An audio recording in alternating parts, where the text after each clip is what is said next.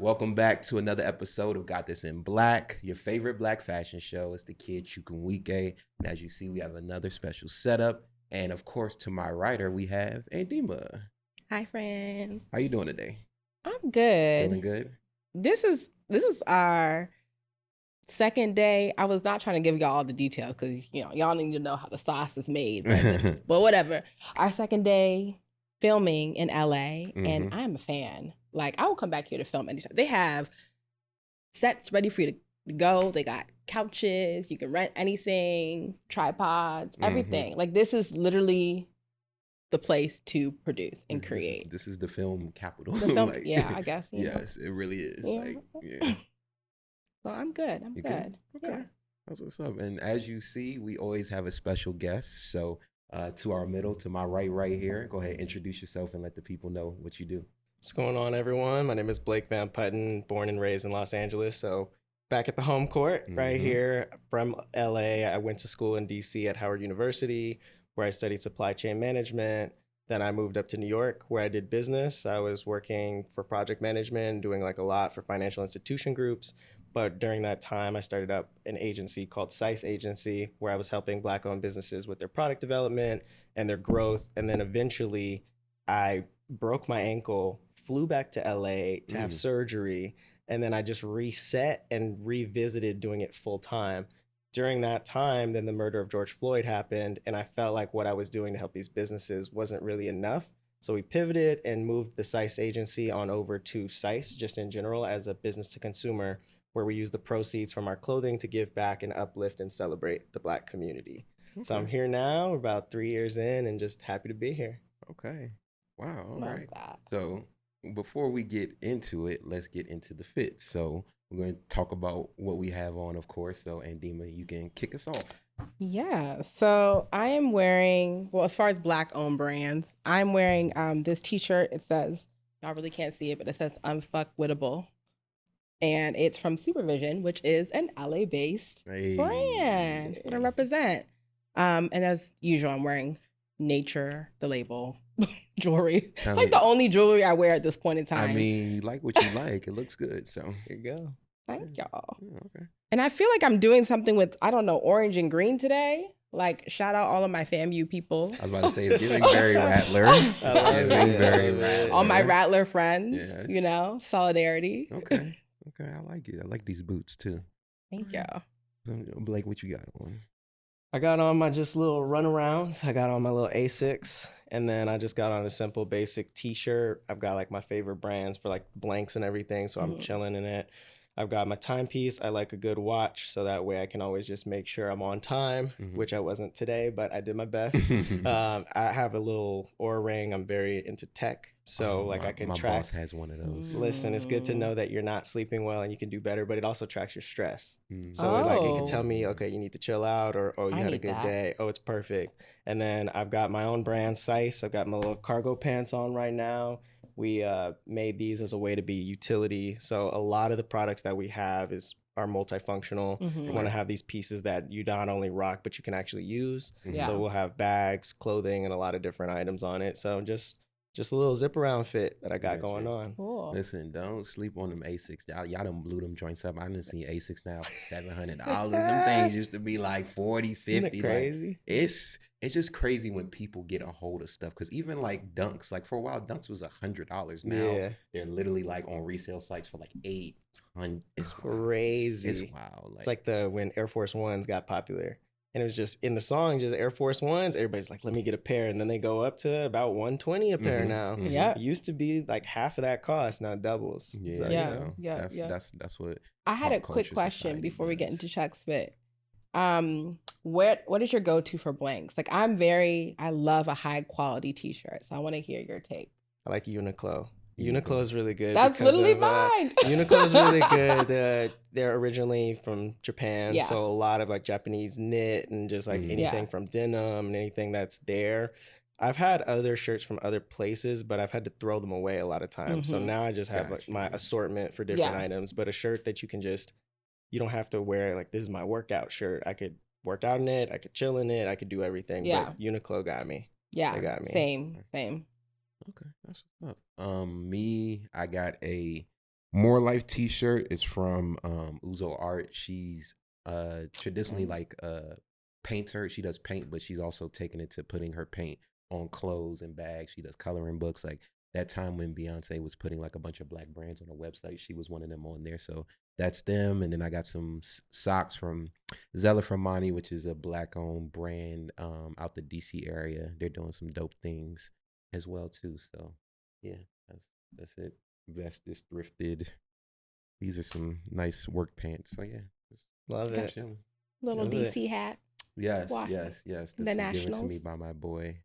He didn't want it. I was like, oh, I don't got any pink in my closet. Let me explore. I'm always into putting colors in my closet. You never know. Like I just be getting stuff and then like I might not wear it and then months later it just becomes a good rotational piece. So Yeah. it's like you never know how your closet's gonna get built. Yeah. Like Always switch up. Always yeah, switch up. Facts.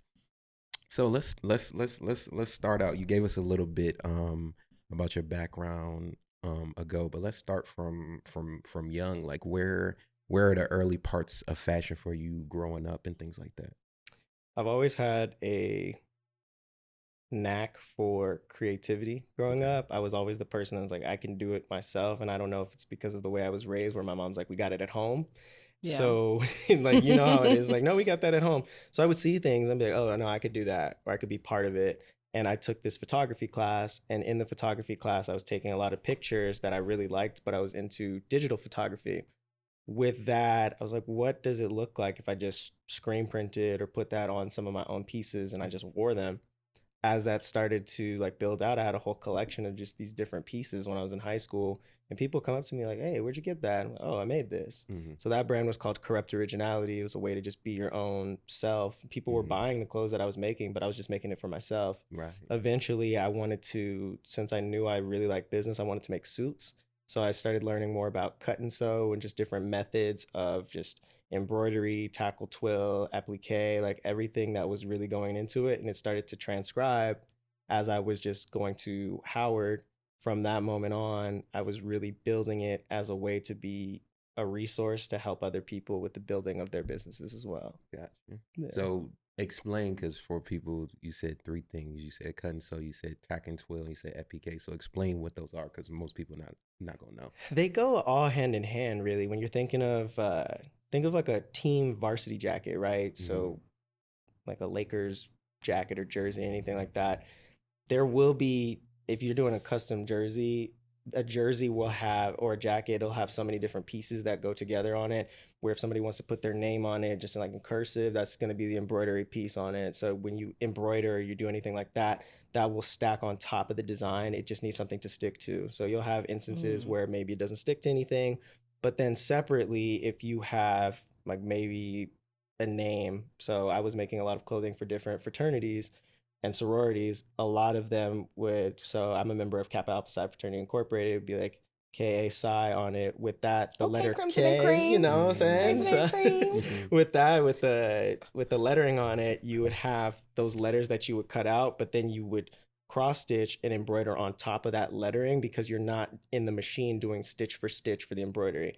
So that would be like the tackle, twill, and applique type of method. And on the back, same thing. If you were to have your name on it, whether it's the varsity letters or anything that goes with it, that would be stacked on top. And I always thought it's so cool, because you'll see a t-shirt, and when I think of screen printing, you screen print, but people don't think of the work that goes into it, from burning a screen or even just like washing the screens and exposing it and doing that each piece, like the piece that you're wearing right now, it has so many different layers to it.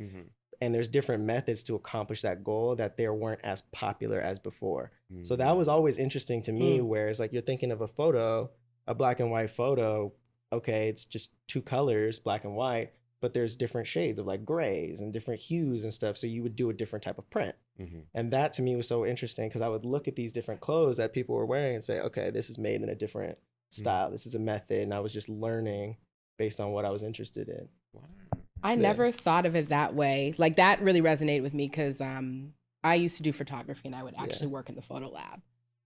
And they really only teach you one method of printing if you're working in the photo lab, because everything else is just like too involved. Yeah. It's like they can only handle that one level. But when you're doing color photography, there's a whole different process for that.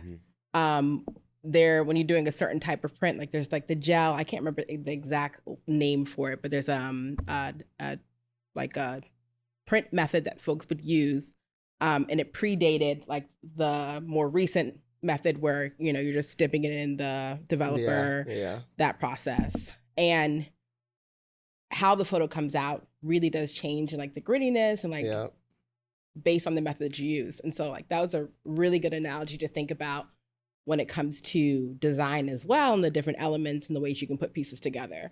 I had a quick follow-up question that just popped in my head when you were talking about that. Do you feel like people are now cutting corners when it comes to those different processes of like how you put together a t-shirt when it comes to like screen printing and things like that, and the applique, and you think that corners are being cut when it comes to the quality?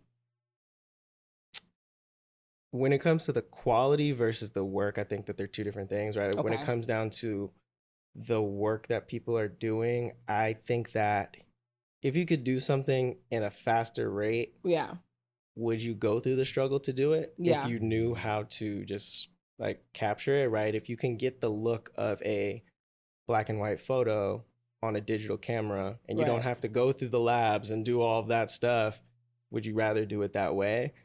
And some people are people that are just true to film and they love the art of it. They love the developing process. And I think that's the same thing when it comes to fashion, right? Where there are people that are like, all right, well, I can heat press a shirt and then I can just like peel the letters off and I'm cool to go. Or I can iron on like a design. And there's nothing wrong with that because there's just different baselines and price points for certain things. I think that my issue is that when you look at larger corporations that cut corners when they do have a production line to diminish the quality for their margins, I'm not a fan of that. So if you have the resources, right, like, and you have it and then you purposely just start like reducing it just from a business perspective instead of an art perspective, that's where I think people do cut corners, and you'll start to see it. It's like some of the brands that you really love over time, you're like, oh, they changed it. Or even if you look at like skincare, they'll be like, they changed the formula, but it's originally the pieces that you had that they change. And when you're just getting started, stuff is expensive, right? Like ordering minimums, if you're ordering like your boots, for instance, think of like all the minimums for the boots and the sizing on them and production on it. That if I can make some like screen printed items, I'd pay a tenth of the cost for that. And if that's my just get it started because I didn't know I'm a fashion designer, then kudos to you, then definitely do that. So it really depends. I think it's really more so like the quality, the affordability, and the market that you have as far as creating these items. Good. That's good. That's interesting how you put that. Let's go to Howard. Howard is probably the most well-known HBCU. Like I felt like I didn't go to Howard, but I felt like it seemed like every day on campus was like a fashion show. So talk a little bit about your time at Howard, like how it was as far as like fashion wise, and even like all the stuff you were doing, because you even mentioned that you were making clothing for the different fraternities and stuff like that. So talk a little bit about that.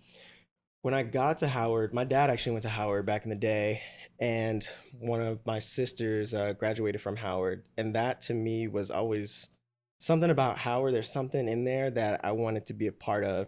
So when I got there on campus, I was like, oh, okay, I'm really invested in business, but I like fashion. I like creating things. So I was always the person I was like, okay, everything that I'm a part of, I'm going to showcase my creativity through it.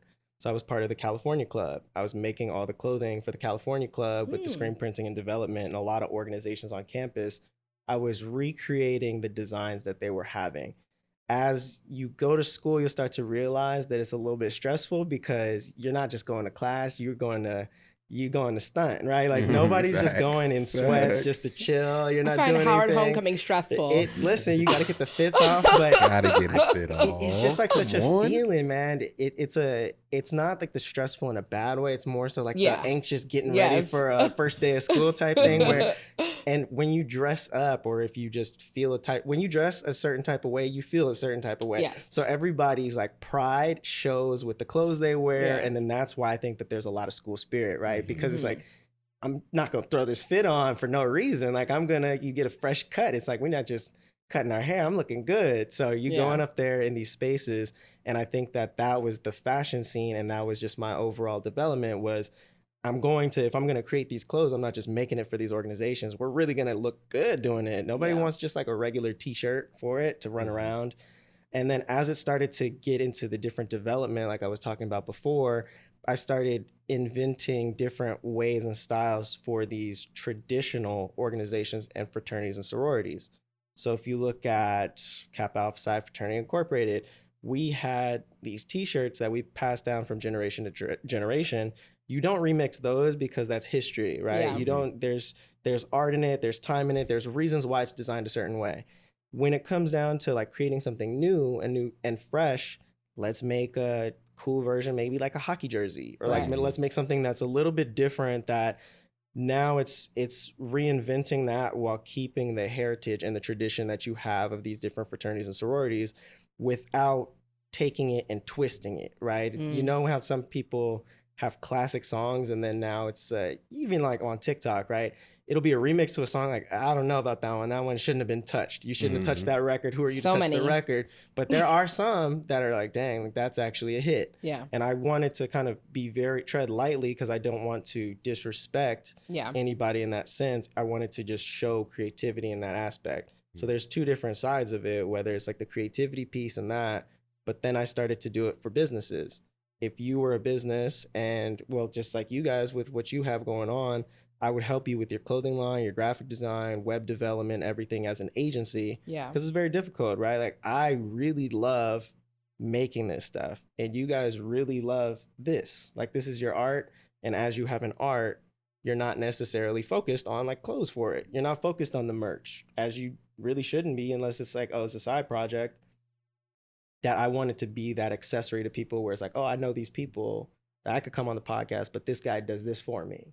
I wanted to be that resource. And Howard was really good because everybody's super supportive from the organizations. Everybody needs a way to show themselves.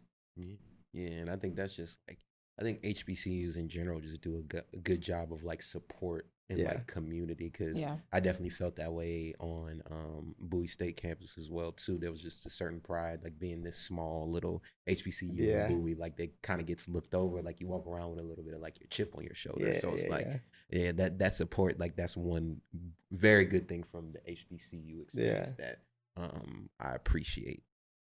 But now I want to talk. Oh wait, can I ask a quick question before you get into your next question? So where's the archival now that you were making for some of these organizations? Because I want to get my hands on that. The archives. Where are they? I keep one of everything. So anything I've ever made, I think everything I've ever made, I typically have it. So I'll either have it in a storage. All the Delta archives just so I started to make a lot of clothing. And there were certain organizations that I didn't get to and certain sororities I didn't get to. I wanted to make a lot of Delta merch, but I didn't have the licensing for it. So, getting into it, and they're not playing, right? They're not playing. Yeah, they're not playing. I was just like, well, I can't. I'm not doing that. Dang. But I definitely do. Like, I love it. My mom's a Delta too. Like, so all love to the Deltas and everything.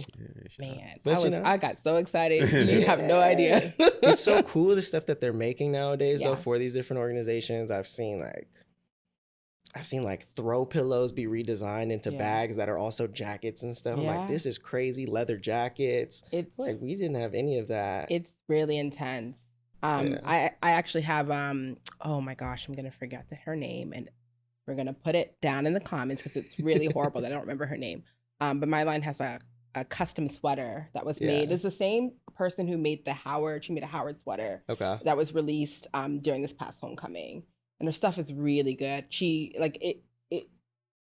She'll design it as a kind of like a painting. It's almost it's similar to Uzo's style. Is it Jewel? Is it Jewel? Jewel, she's the one that made Spotify Wrapped. Not Jewel. So like the first sweater she made for Alpha Chapter went viral because Kalina Barfield was wearing it. Okay. And I'm not remembering her name. It will come to me. Is she a stylist? I'm gonna look it up. No, she's just an artist. She's like a visual artist. And then started making sweaters. I'll let me know. But shout out to Jewel. Yeah. But it is crazy that there's a lot of people that create different things in different ways, where you'll have stylists, you'll have designers. Everybody just does something, and it's not even a competition. It's just like, dang, that's hard. It's like you look at yourself, you look at the Deltas over there. Deltas got on their fire fits. It's like, dang, do we need to go home and like get on the sewing machine and like come back towards it? Or that was always the inspirations, people around you. It was like friendly competition. Yeah. So I always thought that was super cool. All right, that's what's up. So we have this segment. You're actually the first person that gets to do this segment. I love it. This is called Would You Rather. So this Ooh. is fashion related. I'm going to give you two options, and you just got to choose which one you want. So would you rather Cise be under LVMH or the Kering Group?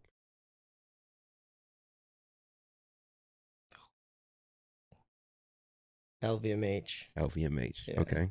Would you rather ASAP Rocky or Tiana Taylor make a fit from your clothing line? Tiana Taylor. Tiana Taylor. Would you rather Joe Fresh Goods or Salehe make the colorways? Salehe. Okay. Yeah. Would you rather Kirby or Luigi be the CFO?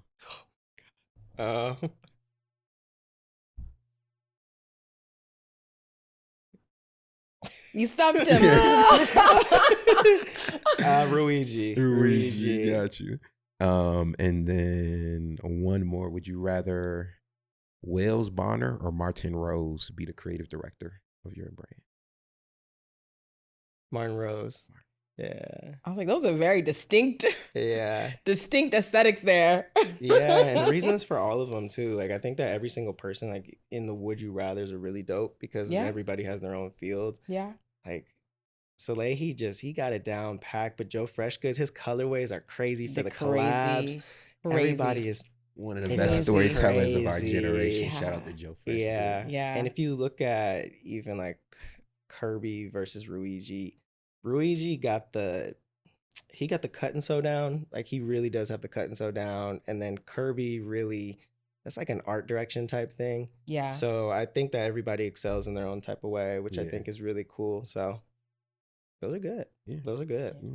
Lots of talented Black folks. Yeah, y'all got the range. Exciting. Y'all got the range. It's an exciting time. For real. For real. Well, let's talk a little bit more about, how you got to where you are now. So you mentioned previously that at one point in time you were kind of consulting with brands and supporting them. So from then, when did you make the transition into creating your own brand? It was... And why, I should say. Yeah, for sure. I was originally making it as a way to help these businesses out. So one of my friends has a grooming company called Sauce, and he's super focused on the wellness and betterment for the Black community, but specifically for grooming. And with his grooming, he would come out with combs, souffles, a lot of stuff for these different products, but he never made apparel. And it was something that he just always liked to wear nice clothes. Yeah.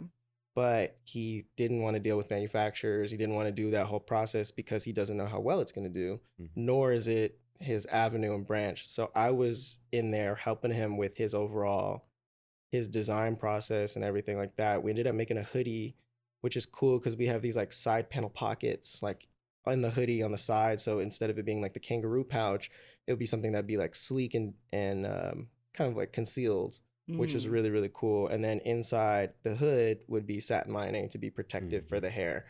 I thought that was like a nice touch that you have. But then on the back, it was called the affirmation collection. So I am, and then he was building all the affirmations out. And I would like sketch out the designs and like build it out. And then I would get it digitized. And once I digitized it, I'd give it to him and he'd have all the rights to the usages on it, which is cool because then he's now able to take his clothing and then use the designs on that for his other products. So you can do like his souffles, you name stuff after that. And I think that that's a part that when people do one job, they either own all of it or that's it for it. You don't want to be in a place where you're now stuck with that person. So I would always be in that place where I would give you everything. So that way, if you never come back to me again, you're good, but you can always come back to me because I know what I'm doing. Right. And that was always the inspiration behind it. I just felt as if when the murder of George Floyd happened, there was a point in time when everybody started posting all those black squares, right? Like the black squares. And I was looking at it from a distance, like what is the point of it? And it made me feel like the work that I was doing could have been done differently. I was super focused for Black-owned businesses and like the development of it, but to that point, it's like I'm helping this man with the development of his clothing brand, but he's not a clothing brand. So if he's not consistently coming back creating clothes, am I helping him, or is that something that could potentially harm him?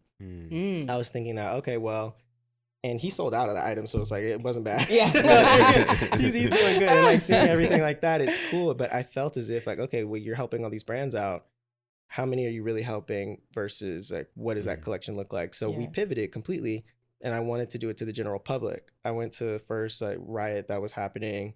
It was over in like Beverly Center during that time. It was crazy, and I just looked around and I saw these shirts and stuff, and I was just like, I don't know, like how do you guys make these clothes? And I was just had too many questions of uncertainty that I'm like, you know what, I'm just gonna do it myself. So I created my first piece of clothing that said "Protect Black People."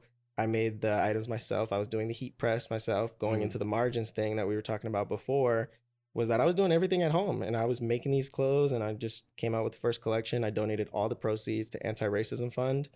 That was started by one of my friends that went to Howard. So being in that collection and being part of that, it wasn't meant to be like, okay, well, now we got a clothing line. It then started to expand. And then having that ability of expanding from t-shirts and hoodies, I wanted to make something that was personable to me. And I remember working just in the business, people had two things: nice watches and nice handbags. Right. I did like the messaging that I had, but how can we translate it to something that's timeless and not just like a slogan t-shirt? Let's make it more than that. And that's when I came out with the first handbag, and the brand of Cise really started to be for people and donate those proceeds to different organizations around.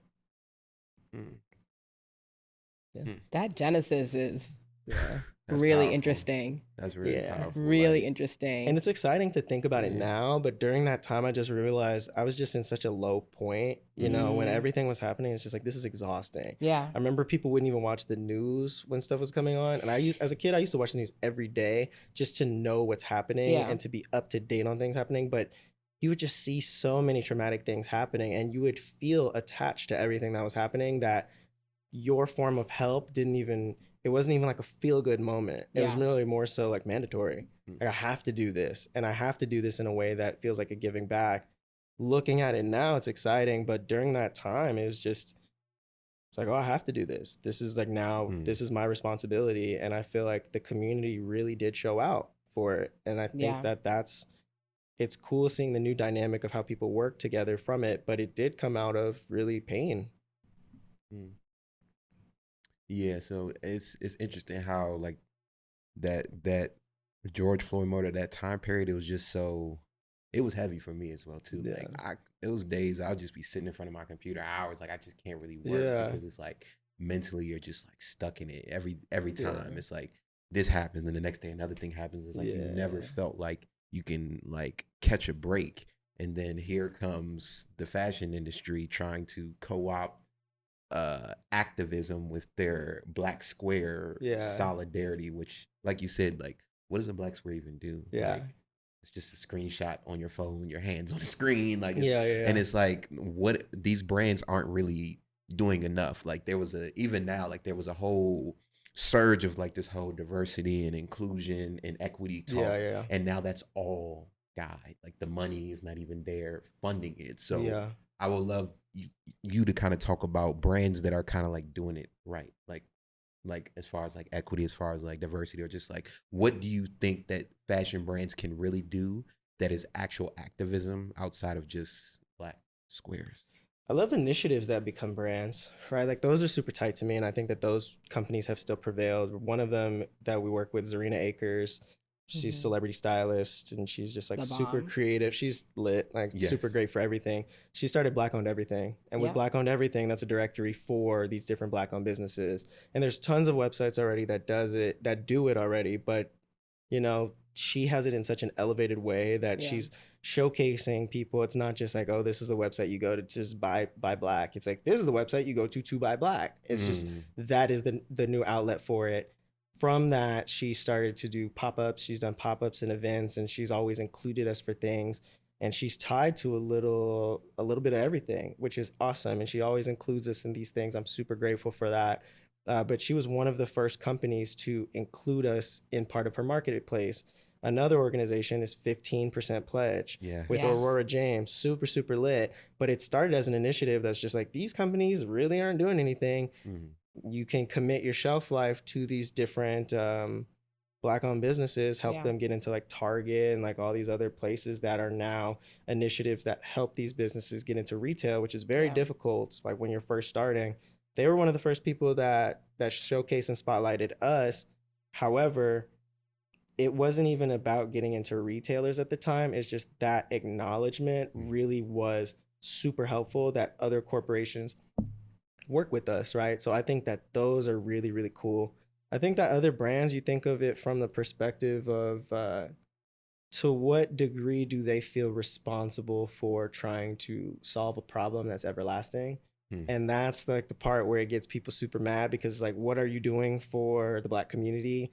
And their response could be, what do we need to do? Because our business is this business. It's not necessarily for you guys. And there's a space where there's not necessarily an affinity or need to, but because it was very prevalent in conversations 3 years ago, people felt inclined to do it. But it was a lot of empty promises that it just made people feel kind of like how when everything happened with George Floyd, it was just like heavy because it's a whole bunch of promise that didn't necessarily match. And there's a lot of reasons that go into it. And I feel as if we've had to explain to people. Like I remember having conversations with previous people I worked with. They're like, so like, how are you feeling? And I have to explain to them like the importance of why you should feel bad too. And it's heavy on it. But I do like companies that are like those, that are initiatives that fight for it, because like they're really, really working towards it. And I think another part to the last part on it is that you look at organizations that are a safe space for Black people. If you look at the Fearless Fund with Ariane, she's been going crazy helping Black women entrepreneurs with the investment of their businesses, grants and everything. But then she's got all the legal action going against her in a sense that she's really just trying to do good. And because of people that see something out of spite, they're working on trying to like tear that down. It's like it's intentional, where people are really trying to focus on like, I don't know, like you look at this happening and it's so sad to see, but she's been killing it and really like going through that thing. This because not only Black owned businesses don't have access to capital and funding, Black women entrepreneurs, they are very few to very low amount of people to have that opportunity. So when you see something that is like the limelight or being able to showcase that spot, you have other companies tearing that down as opposed to having the options of being able to acquire that funding somewhere else, which our counterparts have, right? Or somebody that's not Black. You see that as like our opportunities already getting shot at. This topic. Ooh, there's so many things you touched on. I'm like, oh yeah. But specifically, what has happened with the Supreme Court ruling on affirmative action? I'm so nervous because as soon as that happened, just in my day-to-day work, I saw things shift. I saw a shift happening with the way that companies are spending their money. Already, like they just made the decision and y'all are already like, all right, what are we doing now? Like what's going to change now? And it shows how fair weather the sympathy, I don't even know what the word is that people want to use for Black people were. It was like, we were doing this because it was in vogue. It was cool to do this. Honestly, it was the thing that we need to do because it was literally a trend. It was a trend. It was a trend. And now when, the rubber hits the pavement and you may face legal issues because of, putting additional funding to small Black businesses and things like that, you're backing away. When at the end of the day, when you really think about it, okay, if you want to look at this from a capitalism perspective, who are some of the biggest consumers? Black women? We consume a lot. Biggest. Our money is good. All right. So if you're giving out more money to support small Black businesses, small Black women-owned businesses, like, you can always make the case that this is helping your bottom line. Yeah. It can always be made. If you really want to take the time to make it, you can probably make it. And so it makes me really sad that, folks aren't even bothering to fight that fight. Now, there are some companies that have said, okay, like this, we're committed to this and we are going to continue to do this. We don't care, that, we could be under legal fire because of this. Yeah. And it's good to see that, but it's not enough. And I'm nervous in the next couple of years if we're going to see much funding go into DE&I initiatives. I think it's not going to be as many. Yeah. And that was one way that we could get a little bit of reparations. Just like, and the thing is like, it's not even like we're asking a lot. We're literally just asking for an even playing field. Yeah. Like, but it's seen as if we're getting special treatment when they don't understand that the cards are already rigged against us. Yeah. Like, all we're saying is even out the playing field and watch what happens. Yeah, I think that it's like people twist the numbers, right? When you're looking at something as, I read some article about Ivy Leagues accepting a record lower number of Black people enrolled in their colleges after affirmative action, like with everything happening with the Supreme Court. And some people, I was reading the comments and just like some of these articles, and some people are like, oh, but HBCUs have a record high of people that are applying to these universities and these colleges. And I just think that that's like it's very jaded, right? Because you're twisting the numbers because it's like, oh, this is happening, but this is also happening. And you're trying to explain it to somebody, and it goes back into the intention of why are they in business and why are they doing that? So if you have somebody that's legally required to help out a company, it's like you have this barometer of what you're going to give and contribute. Now you're not doing that, but look at how this is working out for us. And I think that when you talk about diversity, when you talk about DE&I and you talk about all these things, are you hitting a number, or are you actually doing it from the perspective of like a financial standpoint? Mm-hmm. Universities specifically, when you think of investors, I remember that tech was such a big bubble. It still is popular and people invest in tech for these businesses. But if you look at somebody who is an impact investor compared to somebody that is just like a standard investor, on paper, would you rather invest in a company that's like a rideshare service, or would you rather invest in a hospital? Mm-hmm. And people need to see on paper what is the value of the return on investment. So now somebody might be like, oh, it might be more profitable to look at a ride sharing service compared to a hospital. Right. But when you're thinking of the profitability or the revenue that comes in a hospital, that's human life.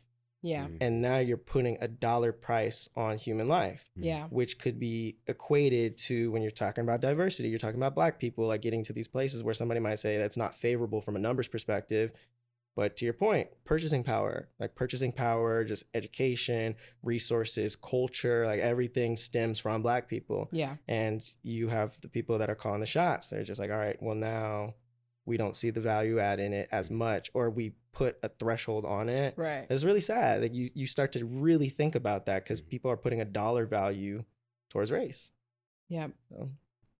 Yeah, it's crazy. It's so convoluted, so complex, but conversations just need to continue to happen because that's the only way solutions are gonna happen. Yeah. So just keep talking about it, keep pushing whatever you're doing, whatever your cause is. Like, find your way. Like, I think sometimes people get caught up in trying to tell people like, oh, your way is not gonna work, and it's just like everybody work the way they think is gonna happen, and eventually we'll get to it. Like somebody's way will all of a sudden like, okay, this makes more sense to do. Yeah. We can all gravitate to it. But if you just spend most of your time trying to tell people that their way is not going to work, you're just counterproductive. Like, just figure out whatever way you think works and go do it, and rally the people who also think the same, and see how far you can get. Because eventually one way is going to show, okay, this makes sense, and everybody will get on it. But if you're too busy just telling people that their way doesn't work, what are you really doing? Yeah. What's on TV, Andy? Y'all, it got heavy. We had to lighten the mood. Yeah, right. Well, before we started recording, I was asking Blake what he was watching, and I am so happy that, like me, he is into reality TV because this dude over here does not care. He doesn't care. What do you care about? What do I care about? Sleep. I feel that. What do you care about on TV? On TV? Okay. I actually don't watch a lot of TV. I'm very YouTube. I'm heavy watching interviews and podcasts, which is stuff I'm interested in. Right now, especially because I've decided to pivot into working in the fashion industry. Fashion design. I actually started watching The Hype. So I just finished the first season. So I'm going to finish the second season too. And I'm kind of disappointed that there's not a third or fourth season. Like I wanted that to have a run like Project Runway. So I don't know. I don't know. Netflix, if you watch it, man, pick that joint up for season 3, man. But yeah, that's kind of, yeah. I got out of the habit of watching TV in high school. We went to boarding school, and like the way our schedule set up, we were always doing something. So when I got my free time, I wanted to go out and do stuff. I didn't want to sit and watch TV. And then after that, I just rarely watch TV anymore. So it's like, for me, it's how I unwind.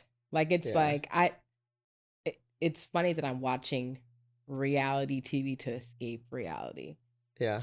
Oh, interesting concept. See, I think my problem is the time that you probably spend on TV, I spend on social media laughing on Twitter and memes, Instagram and stuff. So it's like, don't think like I'm some super like productive person. Like everybody says, everybody has their vice. Like, okay, this person is spending money on cars, this person spending money on shoes. Everybody's spending their time somewhere. So you guys is reality TV. Mine is probably more social media, YouTube. So the time is getting spent is just not reality.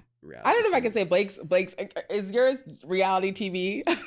I think we need to switch the narrative, right? Okay. So when we're thinking about, he said, I don't watch TV. That's TV. YouTube is TV. You know? Technically, yes. But the way he said it, it made it sound like, oh yeah, I don't do TV or anything like that. So instead of reality TV, maybe we should be like, you know what?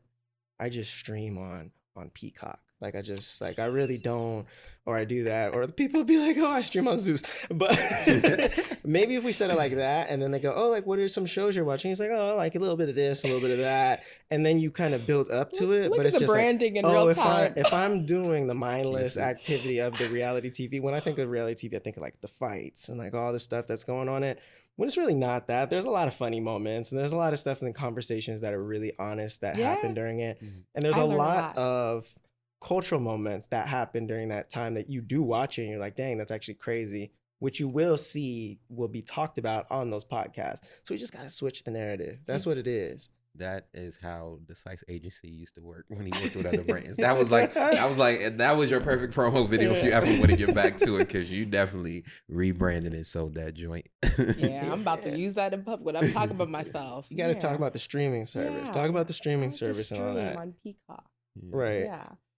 Because if you told somebody you're watching like 60 plus episodes of Love Island, that sounds insane, right? But if you're really like watching that show, you understand it's not that big of a deal because it's just playing in the background. Yeah. But like 60 shows of the same season of the same one is insane. But it is a good show. So, are you US or UK? I like UK, but I like the cast on US a lot. Like this current season, I haven't watched it yet, so I can't even. I like one. the UK a lot. And then they got games too, Love Island games. So what I didn't realize is that what's that show? Too Hot to Handle bites off of Love Island. Yeah. Have you watched that on Netflix? I haven't watched it, but I do know like the premise of it. I had no idea. And when I watched Love Island, I was like, oh, I said they stole this whole thing. Yeah. Word for word, bar for bar. Bar for bar. My whole flow. Yeah.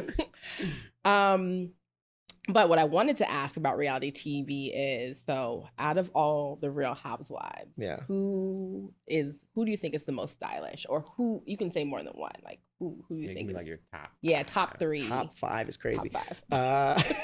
Dang, it's not even 5. Right, top 5 is crazy. Candace.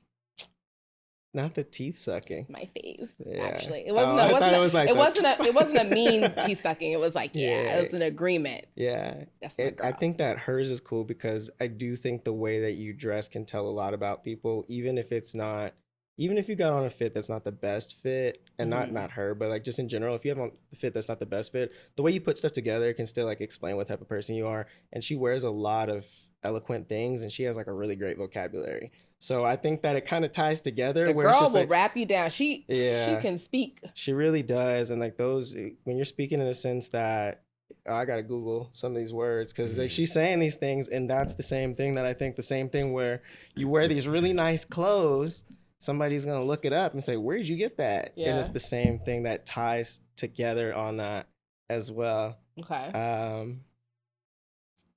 Yeah, I'm giving it to Candace. Okay. I love Yeah. that. No others? No runners up? Don't grasp if you don't need to. If Kansas the one, just stick at that. I like Sheree. Like I like her as a person. As far as clothes, like I want to kind of give it to her just because she got She by Sheree. Like she been working on it. I might keep my And opinion to I myself think on that's that cool. one. Like No Marlo? Marlo's cool. I Yeah. love Marlo. That's my girl. Yeah. That's The my top girl. 5 is crazy. I don't have top 5. Top 5. Next time, Okay. I'll Can I- get you top 5. I'll do my top 5. Yeah. It's possible. Oh, Okay. Actually, I might be digging myself into a hole. Okay. 3. Give me Okay. 3. Okay. I know you got Candace, Yep. number 1. Yep. Dorit. Am I saying her name right? I've been always butchering her name. Marlo. Okay. I don't think I'm gonna be able to get 5. Let's Ooh. keep it 3. Ooh, Candace, ooh, Dorit, ooh, Marlo. ooh. That's Ndima's top 3. Damn. Candace is everybody's number 1. So shout out to Yeah. Candace because you're Shout doing out to- something right. You got Yeah. everybody's There's vote. oh, there's the whole Real Housewives in New York. I don't remember any of their names. The New York one, but most of them are very, very stylish. New York, yeah. Yeah. The new season, the reboot. I don't know their names. Gotcha. They haven't made that impact on me yet. Before we get to what we always ask all our guests, I just have a random question because it came up in the last episode we were filming with Arrington. Do you think you are a creative person who understands business or a business person who understands like the creative? Creative person that understands business. Creative understand business. I feel like my inner trust ties into business. Mm-hmm. So like there's gut intuition that goes with a lot of it. Because if you're looking at it from a numbers perspective, sometimes it just doesn't make sense. And I feel like a lot of the stuff that if it was just like solely business minded, I would make a lot of different decisions based on that. Like statistically, the way that our business grew so fast, and if I were to like put trends out based on that, I wouldn't be able to like look at that and understand it, right? So today you might do really well, tomorrow it might be like what is really low, we don't know. And those are some of the things that I couldn't even say it. Whereas creativity wise, I'm super proud of the work that's there and the impact that we've had and everything. When people are like, what's next? And sometimes I'm like, oh, I'm cool. Like, I'm cool with what I just did. This is the big one. I remember we did a show in New York Fashion Week and somebody's like, so what's next? And I was looking at them because I was like, this is the next coming collection. I was like, but yeah, the creativity side on it for sure. For sure. All right. Yeah, because I always have this thing about, especially when it comes to creative field, I feel like a lot of them get hindered because business people who a lot of times don't even understand creatives are the one running these businesses. Yeah. And they're just looking at the bottom line and not understanding the essence of the art and the creativity. Like you said, like you literally, your whole first collection was donated 100%. Like a regular businessman would be looking at you like a madman, but look at what is produced. You started off with one item and now you have, would you say like 600 plus SKUs? Yeah, it's a lot. Like I'm fortunate that I was in the financial position to be able to do that, but not everybody is, right? Yeah. So when you're looking at Black-owned businesses, they don't have access to capital like that. They don't have access to resources. There's so many pillars that we don't necessarily have that makes it super hard that when you're going into whatever your talent or skill is, you can't even get there because of the limitations that come with it. And somebody will come in and your solution may be money. And that is really what a lot of people will favor instead of the actual side of what you're in it for, that they take advantage of creatives. And when a creative is being taken advantage of, they might be in a place where they need the money as opposed to this is helping me fuel something that I'm creative and I don't necessarily care how well it does. And that's what it is. Like people come in, you see that a lot with the music industry, which is starting to change a little bit. But you know, people sign these deals because they have to live a lifestyle or they feel like it has to be done a certain way. But it's not even just like I'm writing rhymes because I love it anymore. And that's the part somebody comes in with a check for $2 million and you don't have $2 million in your bank account and there's an advance that you eventually owe back. It's like, oh yeah, I could do it again. That can be like predatory, right? So that's some of the things that people face a lot, and it sucks. But I do like that there's more access to educational resources out there that people can learn from, and there are more people that are spotlighted that you can see, that you can reach out to now. The access is more open, that you can just ask them questions instead of having to deal with those issues yourself. I think that's definitely one of the good things about social media. There's a lot of bad, but it really has broken down the barriers for people to ask for guidance and help and support, because it's hard out here trying to start something. You're going to make a lot of mistakes. Like, we can speak to our own personal experience, but literally you can just jump in someone's DMs who's doing a good job and say, hey, you know, I recognize that you're doing this really well. Like, can I have a little bit of your time? I want to understand how you've been able to do this so well, and, you know, ask specific questions and learn from that. And I think it's really beneficial. But I think also the ability to start up and do it is, of course, easier because of social media as well. Yeah, for sure. That viral element of things, I think, has helped folks. But when you do that, your approach is very important, because I think there's sometimes an entitlement sometimes when people DM, like, this person should help me. You gotta understand that this person is running a whole business to the point that you felt the need to reach out to them.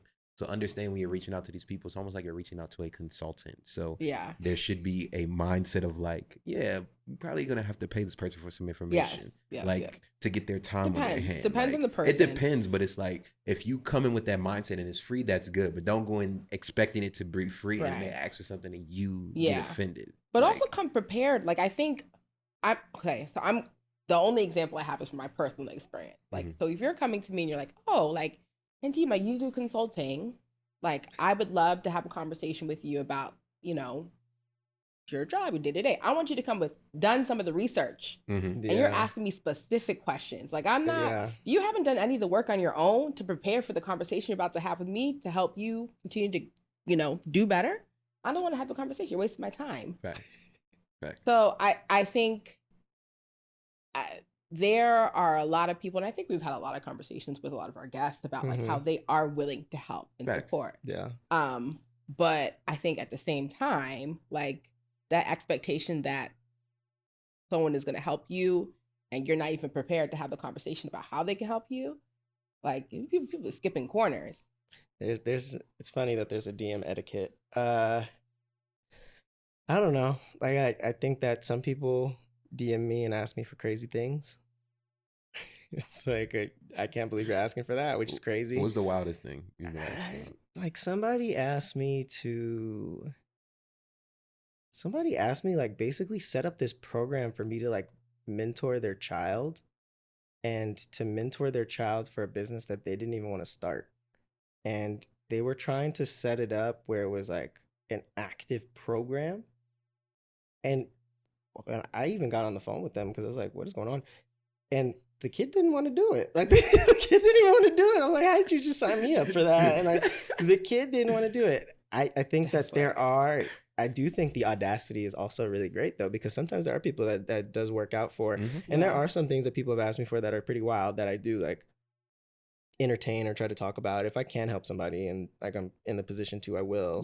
Right. And I think that when you're looking at reaching out to somebody, me personally is like, I don't take it personal because I know my habits, right? Like, I'm bad at responding to stuff. It could be because I'm busy, and sometimes I'm just like tired from being busy or tired from being too free. And that to me is like, I don't want to go into DMs and like now I have to send like a formal response to somebody and like do anything like that because they positioned this and done anything like that.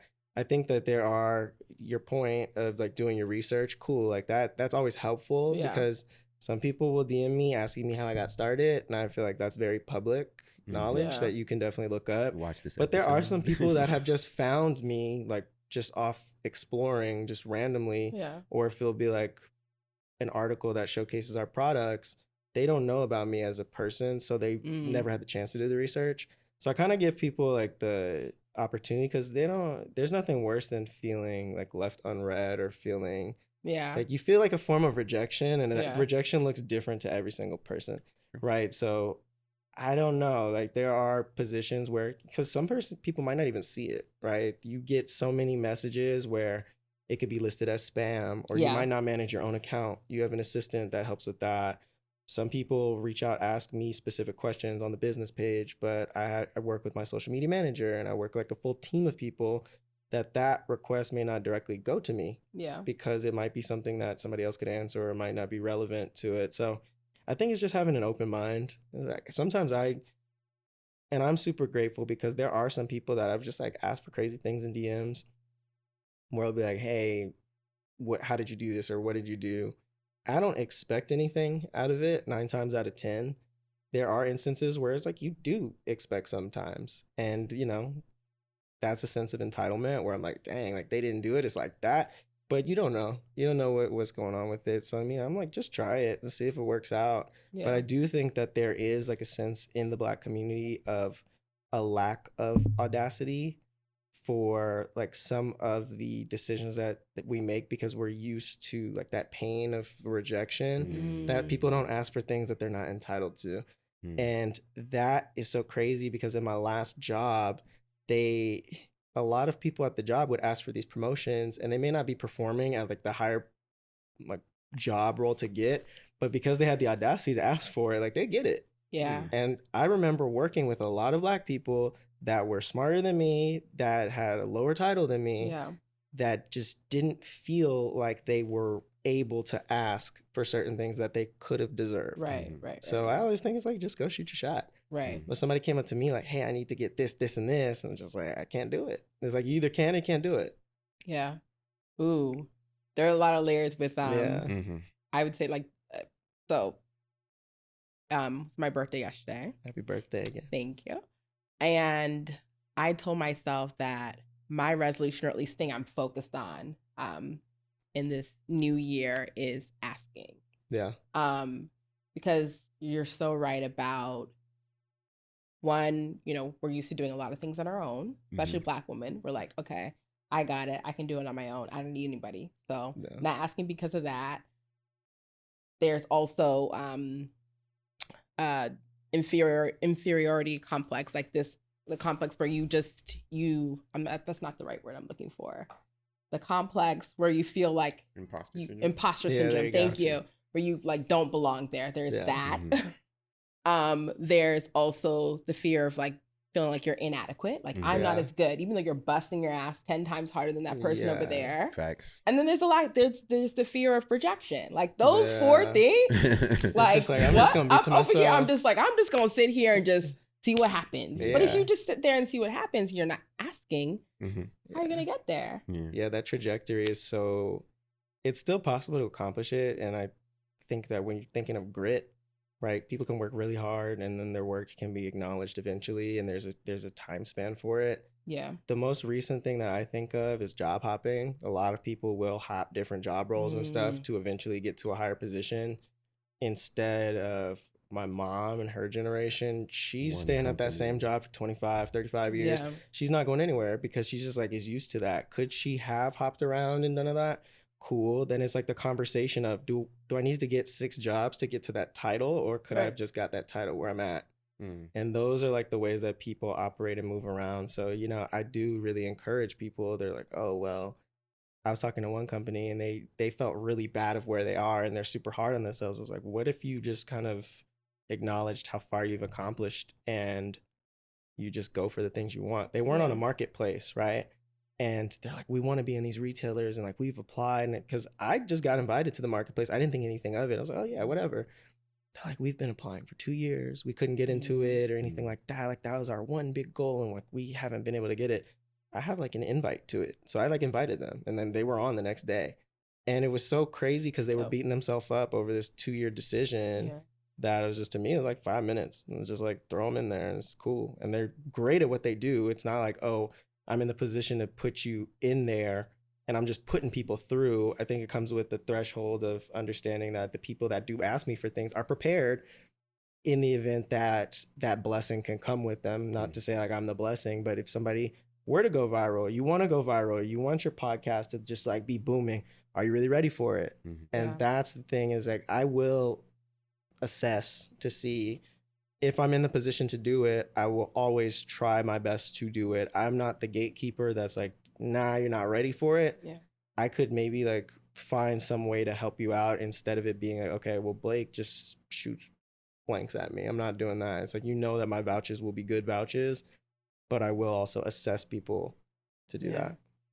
That's good. Yeah. Okay. Well, maybe not the last question, but a question we ask all our guests. What is your favorite Black fashion moment?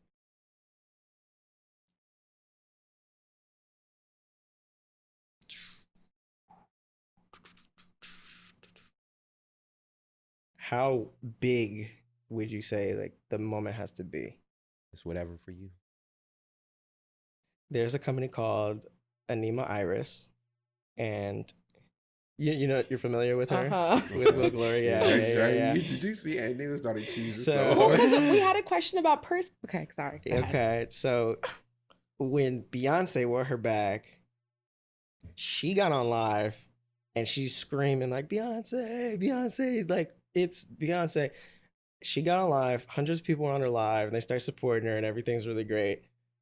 She put on her page like hashtag Beyonce approved, and like all the branding was Beyonce, the icon was Beyonce and everything. But I felt like that moment was so fun because it meant so much to her. Yeah. And that moment, like, I felt part of it. I did absolutely nothing to get her that opportunity, but I felt like that was such a fun one. And I just think that when you're looking at the moments and stuff, that it meant so much to her. And then just even with her most recent movie, and they're showing like all the clothing that goes into it and supporting all these Black businesses and intention behind it. It's cool to see somebody like her be happy, and the reason that Beyonce's wearing the product is not only because she likes it, is what it represents and like her business as well. So that was one of my favorite moments of seeing that. Same thing with like Brandon Blackwood, and just like it went from Beyonce has a bag to designing the dresses for like her shows. I'm doing like the heels for Ice Spice, and just there's those moments that transcribe into really movements, and that movement can be everlasting. It's not just like the one take and it's done. It's just, dang, now you see Beyonce in his clothes all the time. So yeah. What's yours? What's y'all's? Shoot. Oh wow. Yeah. This is different. I was not ready for that. You want to go first? I gotta think. Who's going first? You. Okay, well, mine's gonna change anytime someone asks me that. Oh, dang, oh Lord. Okay, man. Okay, just because we're on the topic of Beyonce, I'm in it. So I would just say the styling in the whole Renaissance tour. Yeah, that crazy. For me is like. But first, to your point, Beyonce has Black stylists. She wore Black designers. For her Juneteenth, I think she was where was she for the Juneteenth? I don't remember exactly where she was for the Juneteenth leg of the tour, but that leg of the tour, she wore just Black designers, pretty much. Yeah. The intentionality that she takes into featuring Black people in any way she can, like that for me is just like the Black fashion moment. Yeah. And I've said this on the podcast before. Actually, did I say this, or one of our guests said this? I don't think that Beyonce's a fashion girly. I love her. And when I say she's not a fashion girly, I mean she has her own element of being a fashion girl. Like her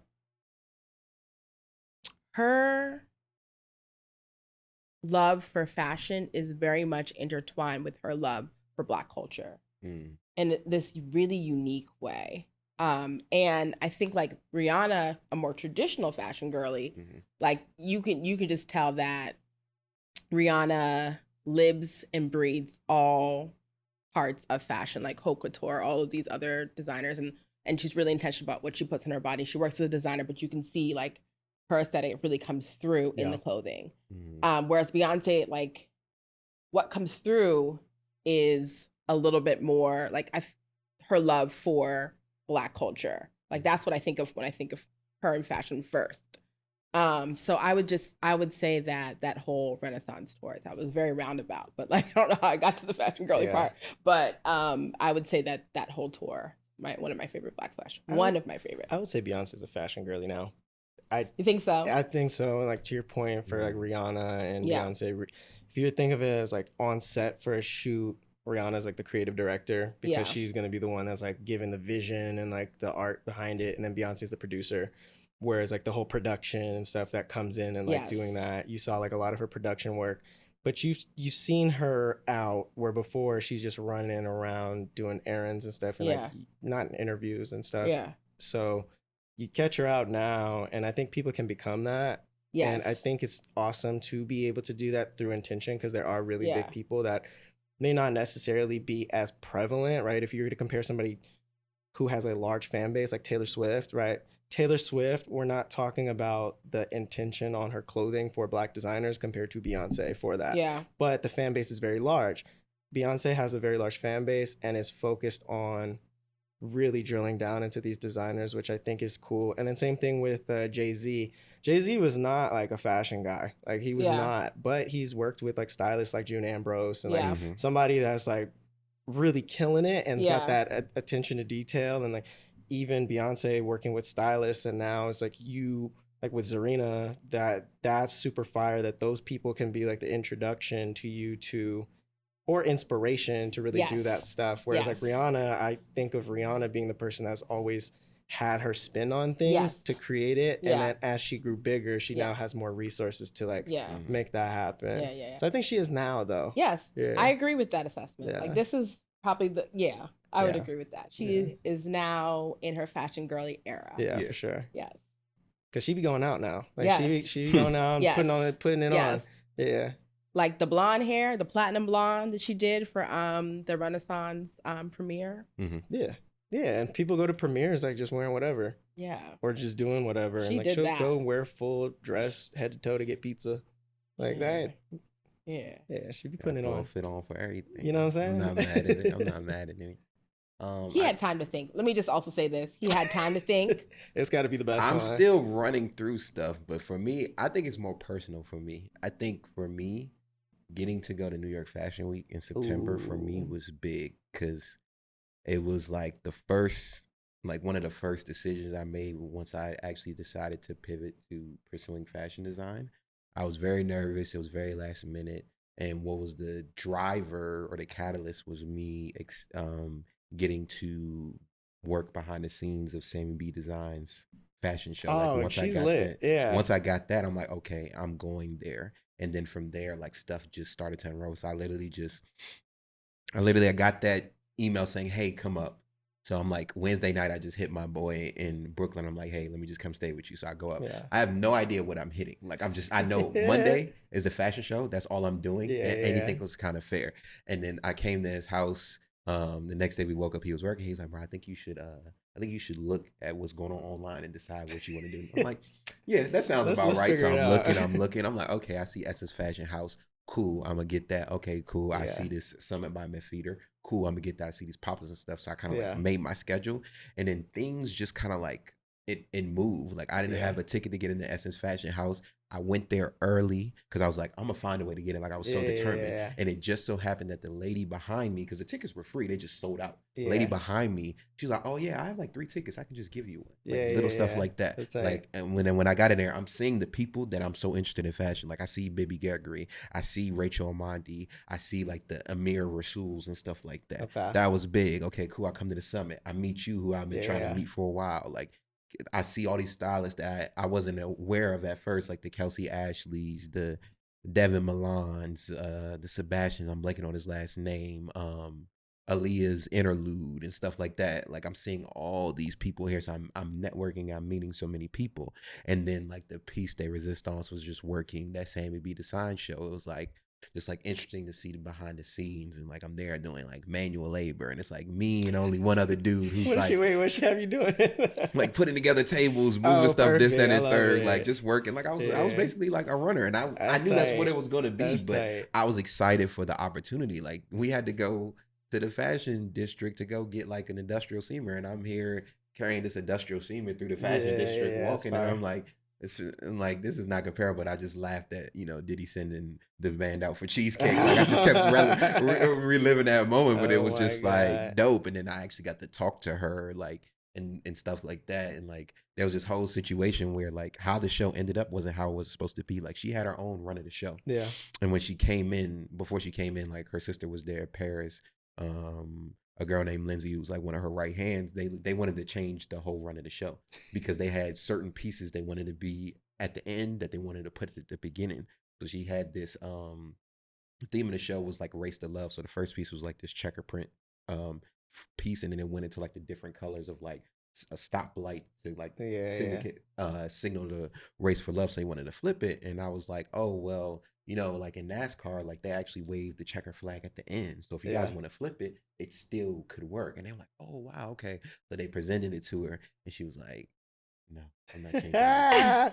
And then literally like, so we working, we doing our stuff, cool. We go out, they asked the other guy to go get the steamer, but I was like, yo, when you go, let me know, because I've never been to the fashion district, so I just want to see it. So I went with him. I came back, they're changing the run of the show. Yeah. So she's over there with Lindsay, like working, and I'm like, all right, I'm gonna be strategic. Like I came back, I could go do some more manual labor, or I could just walk over there. So I just walked over there. She's like, oh, you want to help us out? Yeah, I do want to help you out. So we just in there. I'm just like giving little advice. Like, I'm not saying like I had some super impact, but like my voice was heard. She was super down to earth. And it was like, after that, I even got her number. We had a call and stuff like that. And she's like, yeah. And I was able to ask her questions. So it was just like that whole New York Fashion Week experience for me just changed a lot for me. So that's why for me, it's my favorite fashion moment. It's personal. I never heard that whole story. Yeah, I love that. That's tight. Yeah. And Sammy B, shout out to Sammy B. Yeah, she's so great. She was in Black and Fashion Council, and she was showcasing her products there for like one of her latest collections. But she was actually talking about the show to me before, like she just wants to do a show and like everything like that. So to see it come to life, and I remember seeing the photos of the show because I didn't go to the show, but I was just so happy seeing it. And then even when she had her collection in Target, like just she does a lot of things, and it's just I see a lot of her work, and you can see it's built off of manifestation. You know, like I haven't talked to her and sat down and be like, so what inspired? Like, but everything I've seen has been stuff that, you know, there's intention behind it. Because if you're doing a regular run of show, and it's very easy to switch stuff. But then if somebody has like a vision towards it, like what you're describing, it's just so cool because it has to be done right. Like it has to be done right, and that's the right to them. Where somebody that's so creative like her, it's just, you could tell it had to be done right. Where she's not just dropping something for Target, like because Target want to put Black businesses in there. It's like her collection is super dope. I remember I saw it. I was like taking selfies with like her fits and stuff in Target, but it didn't look like anything because I'm like in Target think of taking a selfie with like just a piece of clothes. You're like, what are you doing? But that's tight. And then even seeing like her sister working like with reporting and news and entertainment and stuff, and like that dynamic, that's really cool. That's really cool. So that's my one. That's for a me. good and they one. had you doing all the manual labor. That's why that's so funny. It's cool. That's what I have bro. been doing It's too. like, I'm telling for you, the podcast. Literally, that's what I'm saying. We feel it's stuff like literally. And Demon was like, there was a whole different couch here, and then that couch over there. Okay. And he was like, yeah, we got to move the couch. So like I went down to move the rental, and I came back up, and she was doing something else. So she came in, and I'm already just like moving the couch. She's like, I'm glad I don't have another girl co-host because we'd have been struggling. Man. So it's like we feel spots so well, and it's so easy, the fact that we've known each other since high school. So there is always transparency in everything, and we can just like talk about everything. So it's a great dynamic, great vibe, super appreciative. Like I said, it's amazing to get to work with you. So I got to give you your flowers, of course. Oh, look at this moment. There you go. Likewise. So it's just like if you're smart, partner with Black women like as much as possible. Like they're amazing.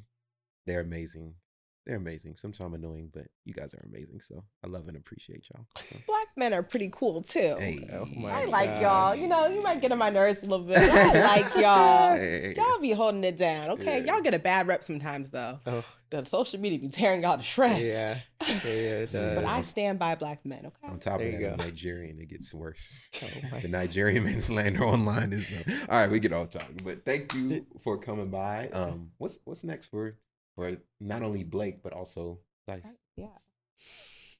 I'm really working on trying to get the brand to be the platform that's focused on celebrating the Black community. And I think that a lot of our pieces are statement pieces that represent the Black community, like protect Black women, protect Black people, protect Black kids, protect Black men.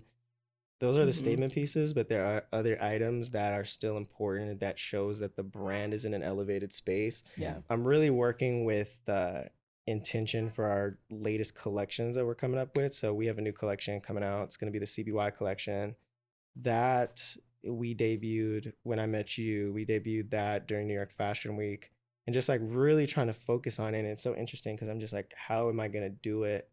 That's a little bit different. So I'm every night trying to like figure it out and just get some inspiration behind it. So these new pieces that are coming out, I've got a good selection of items that I've like designed out and like worked on and worked with the team. People have made some changes to it, which I'm very excited for. But even the platform, so you guys are talking about like how you carried everything and did all of that and like working on, nobody thinks of the work that goes behind it. So I'm really working on building a team that also is internal and external. So on my team, I've really focused on the people that work with me full time, but externally working with different artisans, like different people that will come in and like paint bags and do different type of work, different organizations we're trying to work with that support and celebrate the Black community through intention for everything. So this upcoming year is about to be really crazy. And this current year has been a lot of research because things have changed, right? Like the dynamics on things, it's not how it once was, but our intention is the same, right? So since that's there, I'm just really excited for what's coming up. All right. That sounds good. Let the people know where they can find you, social media, website, all that good stuff. My personal is Blake Van Putten, BlakeVanPutten on like all the socials. And then my business, Cise.store, CISE.store, STORE. That's the website, Instagram, TikTok, everything's all tied together. Just shout us out if you need anything, and also support other Black businesses. If you know of any, let me know as well, because I always like working with different amazing people as well. Well, we appreciate you coming. Yes, we really do. Bless the platform, and we're at Got This in Black on Instagram, TikTok, YouTube. So make sure you like, comment, subscribe. We're on Apple Podcasts, Google Podcasts, Spotify. So rate us, comment, share, all that matters. Please subscribe to our YouTube.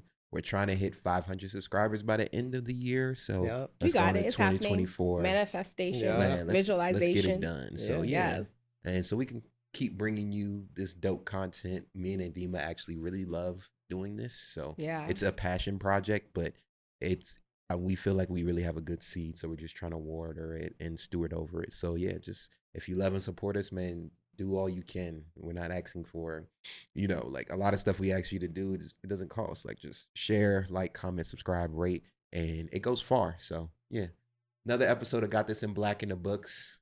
We appreciate you guys. Peace out.